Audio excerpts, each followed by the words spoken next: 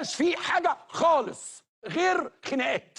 احنا قاعدين في نادي، خناقات مجلس اداره، خناقات رئيس النادي، المؤامرات، الدوله، هو مين اللي عملني، هو مين اللي وداني، المعركه الاسطوريه مع محمود الخطيب. طب وبعدين؟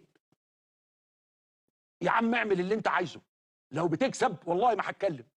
لو النادي ده طالع يعني في السماء وبتاع اقول ناس عندها خلافات وعندها خناقات وعندها معارك، بس النادي في سابع سما. انت مستواك مش مقرب من حد خالص. خساير، خزنه فاضيه، كل ما تيجي تتكلم يقول لك اصل الخزنه ما فيهاش فلوس. طب هو النادي ده مش ليه رعايه زي كل النوادي؟ النادي ده مش عنده بوتيكات واملاك ومش عارف ايه؟ هو النادي ده مش عنده اعضاء؟ الفلوس بتروح فين؟ على طول دلوقتي مفيش فلوس، على طول دلوقتي مفيش مدرب، على طول دلوقتي مفيش لاعبين، على طول دلوقتي مفيش اداء، على طول دلوقتي مفيش جمهور. وانا عايز اعرف الناس اللي لغايه دلوقتي مصره انه لا هو النادي عظيم، النادي جبار، بس هو في مؤامره. المؤامره منين؟ مؤامره على ايه؟ المؤامره جايه منين؟ انت النهارده اللي اتغلبت 3 في 7 دقائق، المؤامره جايه منين؟ 17 ماتش اتغلبت 10، المؤامره جايه منين؟ مش عارف تجيب مدرب، المؤامره جايه منين؟ انت يوم خميس مشيت مدرب، يوم سبت رجعت المدرب تاني. هو في حد بيعمل كده؟ دي مؤامره؟ اللعيبه اللي انت جايبها اللي ما حدش فيهم عمل حاجه، دي مؤامره؟ الناس اللي انت مشيتها اللي هي كانت احسن لعيبه عندك، دي مؤامره؟ فين المؤامره؟ مؤامره على ايه؟ لا يا جماعه.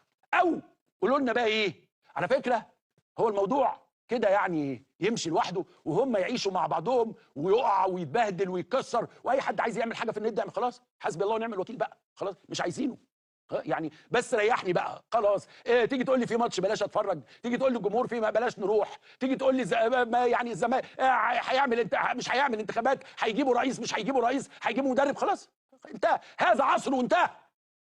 مش عيب ياما حاجات بتسقط، النادي سقط خلاص انتهينا. او لا، احنا ناس عاقلين، ده مش نادي افراد، ده مش نادي بتاع حد، اللي موجود ده مجرد مدير لاراده الجمهور واراده الدوله.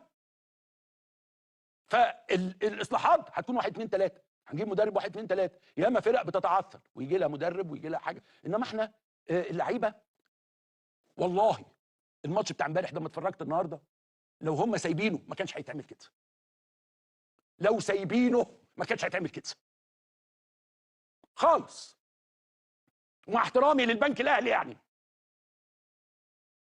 اهو 10 هزايم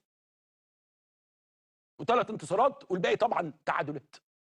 او يا جماعه ببساطه الشديده بيعوا اللعيبه بقى وظبطوا النادي بقى من جوه، مطاعم وحمامات وبتاع ومش عارف ايه وحاجه كده، وخلاص ما بقاش عندك نشاط اسمه كره القدم ولا كره سله ولا كره يد ولا اي حاجه، انه ما بقاش في شيء، لم يعد هناك شيء الا الخناقه الكبيره.